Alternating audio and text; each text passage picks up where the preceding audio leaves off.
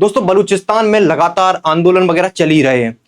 धीरे धीरे पाकिस्तान की जो पकड़ है बलूचिस्तान पर वो दिन प्रतिदिन कमजोर होती जा रही है। हाल ही में जो संगठन है बलूचिस्तान में, चाहे वो बीएलए हो, बीएलएफ हो, टीटीपी हो और भी बहुत सारे संगठन हैं, ये ना मिलजुल कर अब काम करने लगे हैं। बहुत सारे आप देखोगे कि बलूचिस्तान में बहुत सारे ट्राइब्स हैं। ये जितने भी संगठन बलूचिस्तान में बने हुए हैं अब ये एक साथ आकर पूरी ताकत से पाकिस्तान की आर्मी हो, आईएसआई हो, इनके खिलाफ लड़ रहे हैं। हाल ही में जो बीएलएफ है उसने एक ऑपरेशन बॉम्ब चलाया और ये जो ऑपरेशन इनके द्वारा चलाया गया, ये ऑपरेशन छोटा मोटा ऑपरेशन नहीं था, बहुत बड़ा ऑपरेशन इन्होंने चलाया और लगातार पूरा एक दिन इन्होंने 24 घंटे लगातार 17 जगहों पर इन्होंने टारगेट कर दिया और कहीं कहीं तो और भी ज्यादा बताया जा रहा है कि 17 से भी ज्यादा जगहों पर टारगेट किया गया। ये जो ऑपरेशन चलाया 17 जगहों पर उन्होंने टारगेट किया और कहीं बताया जा रहा है कि 50 अटैक किए 24 घंटे में। 17 जगह एक साथ इन्होंने चुनी कि इन इन जगहों पर किया जाएगा। इसका उद्देश्य क्या है? ये बताना है कि आने वाले समय में हम सिर्फ एक दो जगह पर ही नहीं, हम बड़े लेवल पर अटैक करने में सक्षम है। जो ऑपरेशन बॉम्ब है उसका जो मतलब है डाउन है, एक तरीके से आप कह सकते हो कि सुबह एक नई शुरुआत, सुबह की शुरुआत, इसका ये जो मीनिंग होता है। और इन्होंने जो 17 जगह चुनी अटैक करने के लिए, वो चाहे मिलिट्री इंस्टॉलेशन हो, मेन जो इनका फोकस है वो है मिलिट्री इंस्टॉलेशन, चाहे वो पुलिस चौकियां हो, चाहे वो कम्युनिकेशन इंफ्रास्ट्रक्चर हो। यहाँ पर कम्युनिकेशन इंफ्रास्ट्रक्चर को भी तबाह किया जा रहा है, टेलीकॉम कम्युनिकेशन नेटवर्क को भी तोड़ा जा रहा है, यहाँ पर इसको भी ध्वस्त किया जा रहा है, एडमिनिस्ट्रेटिव फैसिलिटीज इनको भी तबाह किया जा रहा है। यानी कि अब ये बिल्कुल सटीकता से हमले कर रहे हैं और चुन लिया कि किन किन जगहों पर हमले कर रहे हैं, उन जगहों पर इनके द्वारा हमले किए जा रहे हैं।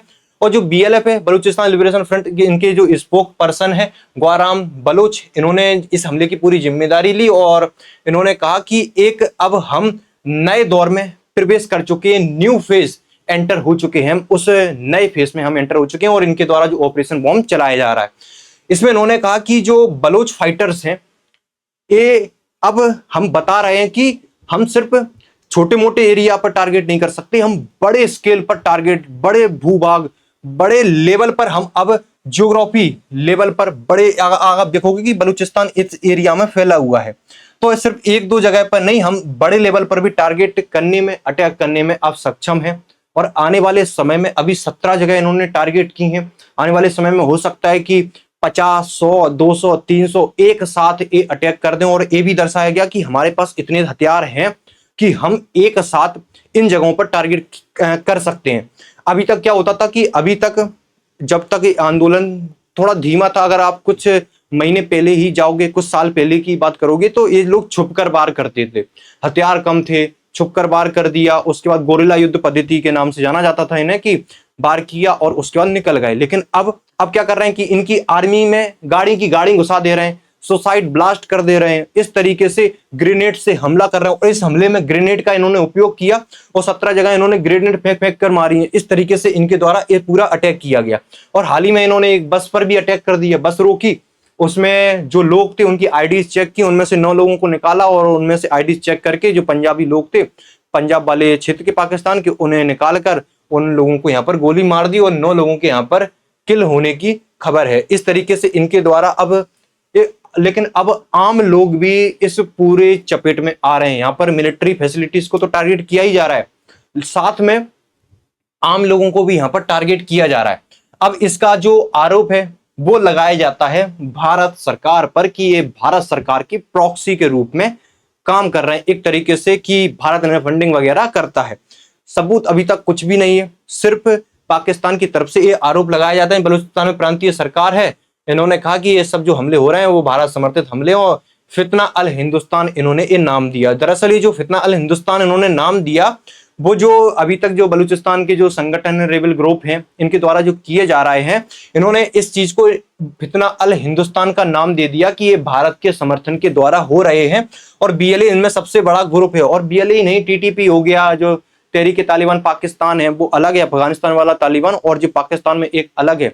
और बलूचिस्तान लिबरेशन फ्रंट चल ही रहा है, बलूचिस्तान लिबरेशन आर्मी, ये सब मिलजुल कर अब काम कर रहे हैं। और भी ग्रुप हैं, ये बड़े ग्रुप हैं और इसके अलावा भी बहुत सारे छोटे छोटे ग्रुप भी हैं जो कि सब मिलकर एक साथ काम कर रहे हैं। और जो बीएलएफ है, इन्होंने इन्होंने कहा कि हम उसी बलोच सेपरेटिस्ट ग्रुप इसी का ही एक आप ग्रुप कह सकते हो इन्हें, और ये पिछले 20 साल से गवर्नमेंट के खिलाफ फाइटिंग कर रहे हैं। और उन्होंने कहा कि जो नेचुरल रिसोर्सेस हैं उस पर हमें कंट्रोल चाहिए और पॉलिटिकल फ्रीडम चाहिए। अब तो आजादी की खैर मांग ही कर रहे हैं जी कि अब तो हमें आजादी ही चाहिए।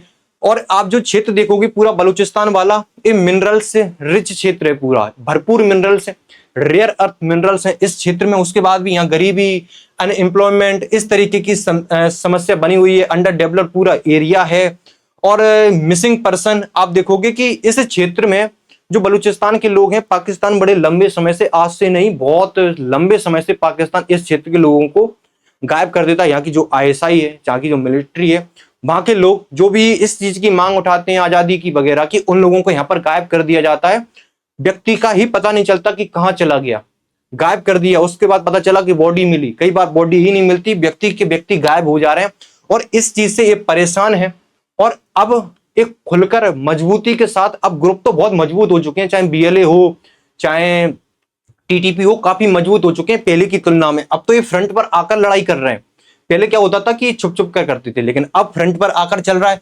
और आप देखोगे कि जो पॉलिटिकल फ्रीडम मांग रहे हैं, हो सकता है कि अब आने वाले समय में ये आजादी लेकर रहे। भारत इनका समर्थन क्यों नहीं करता, खुलकर तो नहीं करता। आरोप तो फिर भी लग ही रहे हैं भारत पर कि भारत इनको समर्थन करता है।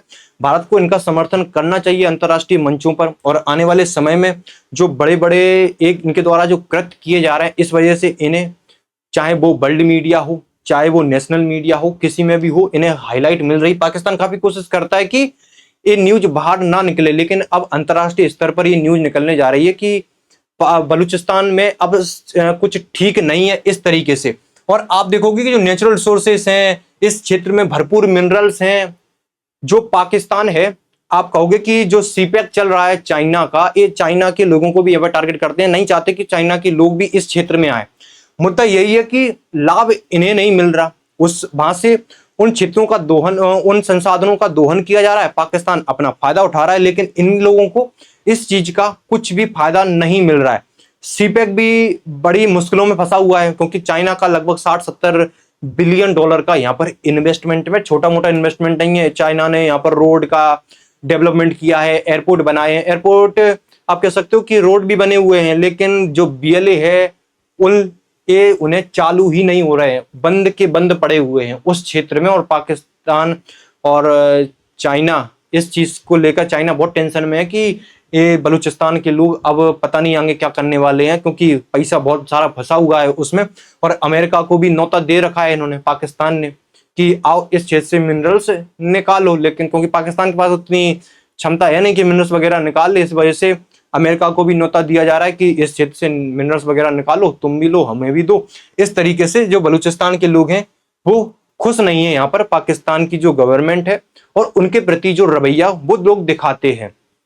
आने वाले समय में क्या संभावना हो सकती है, हो सकता है आने वाले समय में ये मुद्दा अंतर्राष्ट्रीय मंचों पर भी उठे और अभी शायद आजादी ना मिले, 10 साल नहीं मिलेगी, 20 साल नहीं मिलेगी, 50 साल नहीं मिलेगी, 100 साल ना मिले, लेकिन अगर आजादी की ये जो मुहिम है ये छिड़ चुकी है, ये आजादी लेकर ही रहेंगे। और आजादी की इन्होंने घोषणा की भी थी, लेकिन जब तक अंतर्राष्ट्रीय जो सहमति है वो नहीं मिलेगी, जब तक आजादी की घोषणा करने से कुछ मतलब निकलता नहीं है। बाकी देखना होगा कि ये जो आप अगर क्षेत्र देखोगे तो बलूचिस्तान का तो बहुत बड़ा एरिया है, लगभग 40% से भी पाकिस्तान का जो एरिया 40% से ज्यादा कवर करता है बलूचिस्तान का एरिया।